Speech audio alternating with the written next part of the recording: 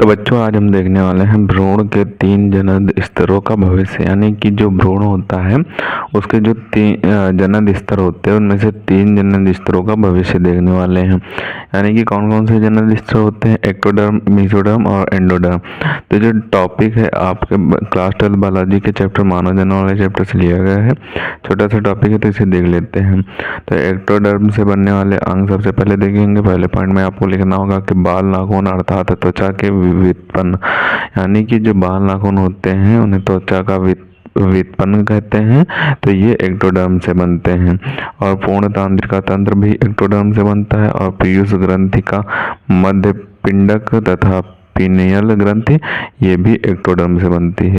और चौथे पॉइंट में आपको लिखना होगा कि नेत्र का लेंस, रेटिना, कार्निया, अंतःकरण, दांत का इनेमल ये सभी अंग जो होते हैं ये एक्टोडर्म से बनने वाले अंग होते हैं। पांचवें पॉइंट में लार ग्रंथि और अश्रु ग्रंथि जो होते हैं वो भी एक्टोडर्म से बनने वाले अंग होते हैं।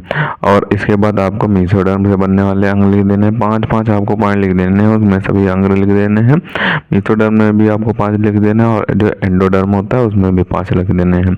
मेसोडर्म में पहले पॉइंट लिखना है चर्म, अरेखित, रेखित एवं हृदय पेशियां। यानी कि जो चर्म त्वचा होती है उसे, और अरेखित और रेखित जो पेशियां होती हैं एवं हृदय पेशियां होती हैं वो मेसोडर्म से बनते हैं। वृक्क यानी कि किडनी और जनन ये भी मेसोडर्म से बनने वाले अंग होते हैं। तीसरे पॉइंट में आपको लिखना होगा कि हृदय, रुधिर और लसिका वाहिनियां भी मेसोडर्म से बनने वाले अंग होते हैं। चौथे पॉइंट में आहार नाल का पेशीय स्तर तथा एपिथेलियम ये भी मेसोडर्म से बनने वाले अंग होते हैं। पांचवें पॉइंट में आपको लिख देना होगा कि दांत का डेंटाइल एवं फेफड़ों का प्लूरल स्तर। यानी कि जो दांत का डेंटाइल होता है और फेफड़ों का जो प्लूरल स्तर होता है वो भी मेसोडर्म से बनने वाला अंग होता है। अब हम जो एंडोडर्म से बनने वाले अंग होते हैं उन्हें भी देख लेते हैं कि एंडोडर्म से कौन कौन से अंग बनते हैं।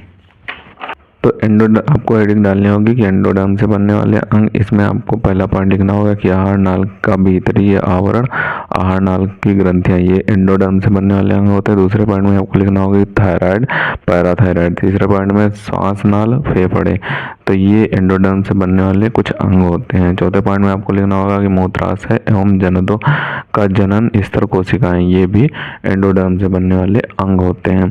तो इन सभी को आपको लिख देना होगा तो आपको पूरे नंबर मिल जाएंगे। यानी कि जो अगर पूछे कि भ्रूण के जनन स्तरों को 3 जनन स्तरों को लिखिए तो आपको एक्टोडर्म, एंडोडर्म और मेसोडर्म ये तीनों पॉइंट बना के इनमें जो अंग आते हैं वो लिख देंगे तो आपको अच्छे नंबर मिल जाएंगे।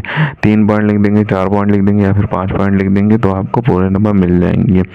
ये ज़्यादा से ज़्यादा 3 नंबर में पूछा जाएगा क्वेश्चन। तो हम आपको इनके सभी के एक एक करके स्क्रीनशॉट दे देते हैं। आप सभी के स्क्रीनशॉट कर लें और इसे आपको अच्छे तरीके से तैयार कर लेना है। तो सबसे पहले आप यहाँ से ऊपर से स्क्रीनशॉट काटना स्टार्ट करें। अब बचे हुए पार्ट का स्क्रीनशॉट करें और नीचे पार्ट बचा हुआ उसका भी स्क्रीनशॉट कर लें।